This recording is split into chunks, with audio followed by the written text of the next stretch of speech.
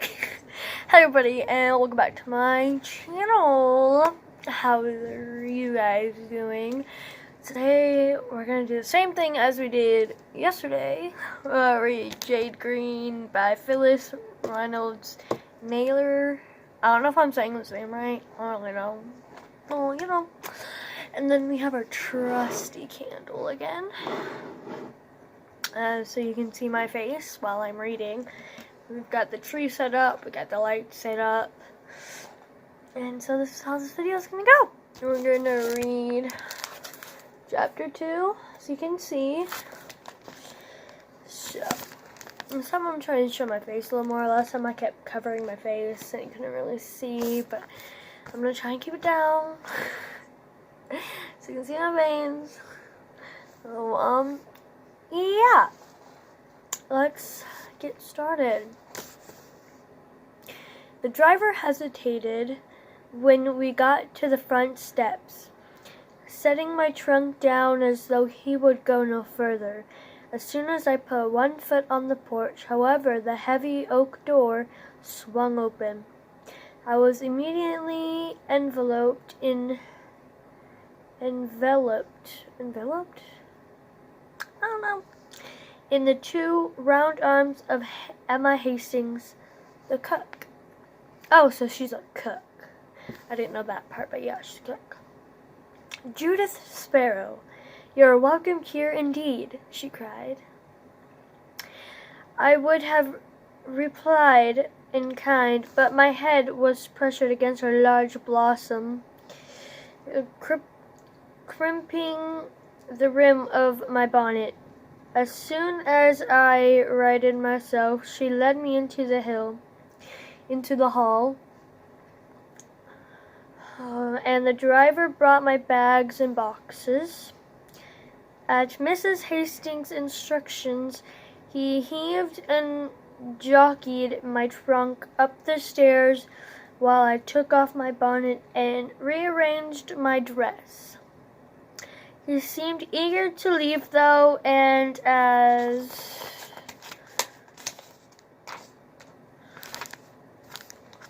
soon as he came down again and had been properly paid, I thanked him for his company and went on his way. Turning my attention to the interior of the house, I observed the high ceilings and the long flight of stairs leading to the floor above. The wainscoting and walls were of a deep brown, and the heavy violet drapes at the windows a pale rose. On either side of the great hall were paintings of the Sparrows family, my uncle's side, Uncle Geoffrey, and his deceased wife, both dressed in gray, were to the right, and my cousin Charles, their only son, on the left, in brown. At the very moment there were footsteps on the stairs, and I looked up to see a man of 60 years coming down to meet me. "She's here!" cried Miss Hastings, "and what she has brought, sir, would hardly fill a closet. She'll be no trouble at all." Uncle Geoffrey gave only the faintest smile.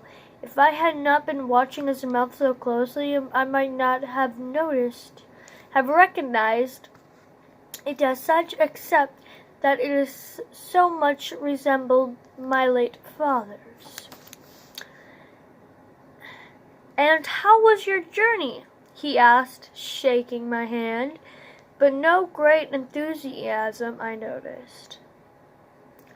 "I survived it well, but I'm very glad to be here, and thank you from the bottom of my heart for taking me in," I told him. "I intend to earn my keep, Uncle, and will do all I can to help Mrs. Hastings." "I know she will," said the cook, squeezing my arm while my uncle had thinning white hair and a pale complexion. Mrs. Hastings was pink-cheeked. her head topped a mop of gray curls, putting my own long, straight hair to shame. "We'll have dinner in an hour or so," she told me, picking up a small valise. "Let me show you to your room, and then we'll see you at the table." I picked up another travel bag, and Uncle Jeffrey followed with the rest. What a welcome surprise that I should be given a bedroom on the second floor with the others. I had thought I might be lucky to have a room in the attic. I was given to a corner bedroom with a four-poster bed and a chest of drawers, as well as writing desk and chair. Mrs. Hastings showed me the closet where I should store my trunk and pointed out the windows overlooking the garden below. There was a yellow quilt on my bed, a blue cushion on my chair, and I was most pleased with what I found.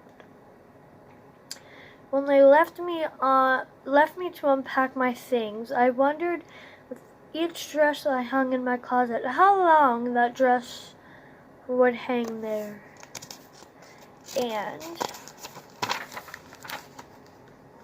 And whether or not this was to be my final destination, the only house to call home. Better than many girls had, to be sure. Carefully I opened all the drawers in my dresser and gently placed inside them my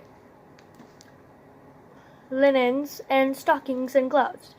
It was when I reached to the bottom of my trunk and I saw my mother's picture in its green silk frame and remembered once again how I had disobeyed the conditions for my coming. I knew only that the color green upset Uncle Jeffrey for some reason, and vowed therefore that he should never see it. What remained unseen could upset no one. I told myself okay. And so I kept it where it was at the bottom of the trunk and shoved the trunk far back in the closet. "Well, Miss Sparrow," I said, looking at myself in the mirror, at my long brown hair and gray eyes. And a month sorry, just a notification popped up on my phone.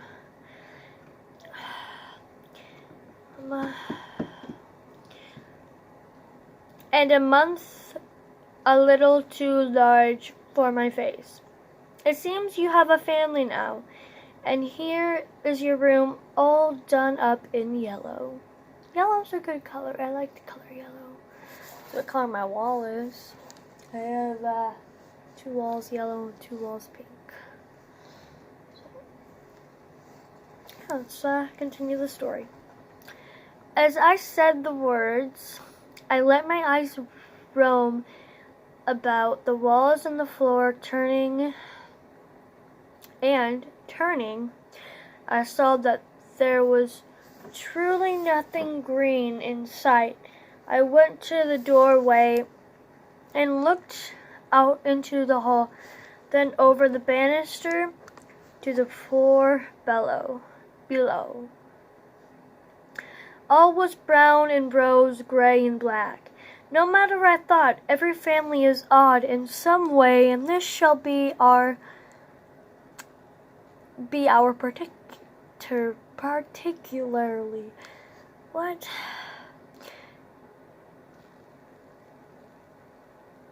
I just butchered that word.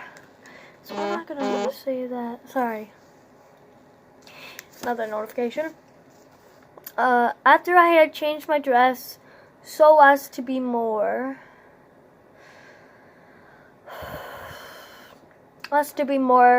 presentable at dinner, I went downstairs and into the dining room where Uncle Jeffrey sat at the head of the table, waiting. "I hope I'm not late," I said, I was just admiring my room, Uncle. I trust you found it to your liking, he told me. And then, motioning to a chair to his left, he said, You may sit there, Judith. Mrs. Hastings will sit across from you. And when Charles comes, he will sit at the other end. We will not wait for Charles, Emma. Charles or Emma.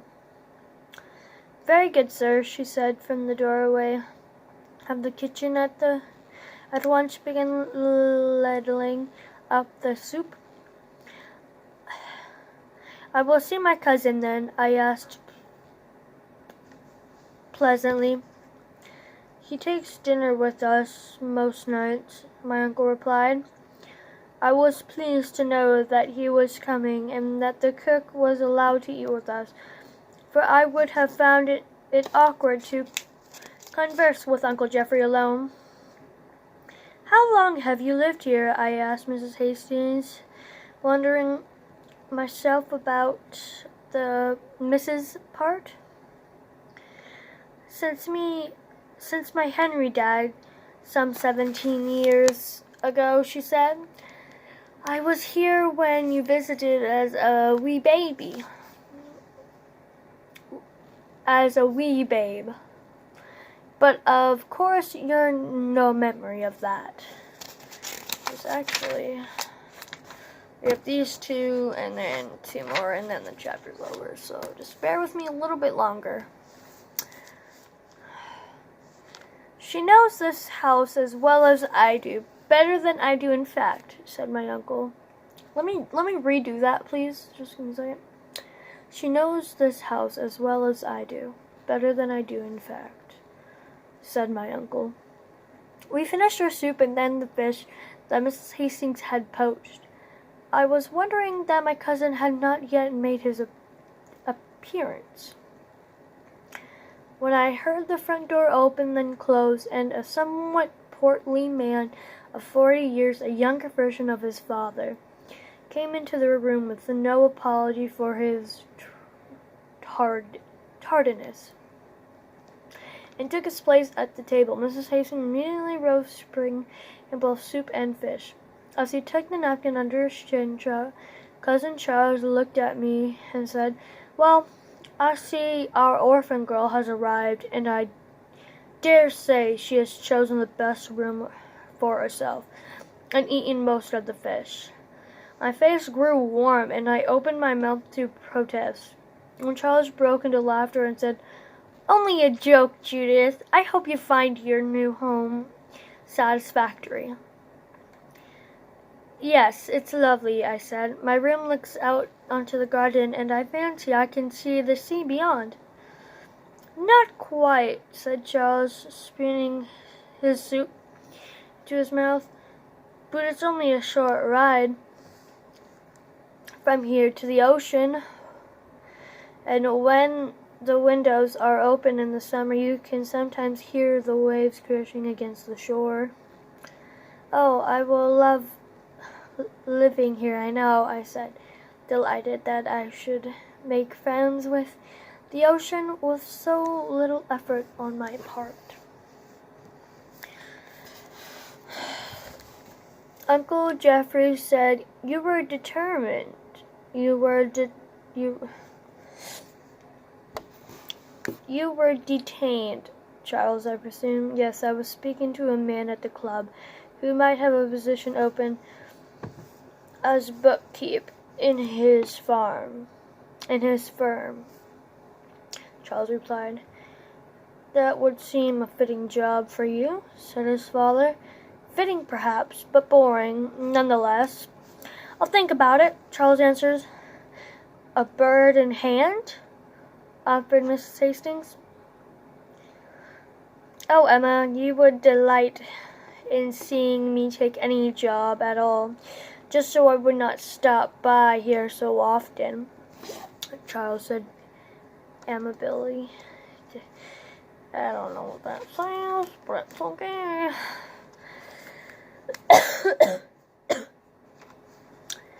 It's only that I think you should find your current unemployment even more boring, sir," she said. And then, reflecting perhaps that she had said enough, she got up to serve the veal, and I found myself seated between father and son, knowing that neither of them had especially wanted me. "If you will instruct me, uncle, as to my duties here, I would like to begin as soon as possible," I said, looking directly at my Uncle Geoffrey. His skin hung loosely about the jaw and chin, whereas Charles had several chins, and a light red beard growing in the fringe around the edge of his face. "I'll leave that to Mrs. Hastings," Uncle Geoffrey said. "She will find plenty for you to do, and what you do in your spare time is your business. I have my duties, Charles has his, so please do not expect us to entertain you. We have no desire to turn you into a servant, however, and you may come and go as you please, as long as Mrs. Hastings is satisfied." I could not believe I should be treated so well, and thanked him not once but several times over. After the veal, there was cheese and wine, and though the dinner was far better than any I had eaten before, something seemed to be missing. I could not decide what it was. Then, as the pecan tarts were served, half drowned in whipped cream, I realized that there was nothing green on the table. No beans or peas or spinach.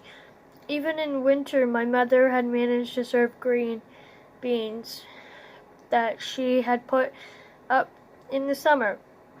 Well,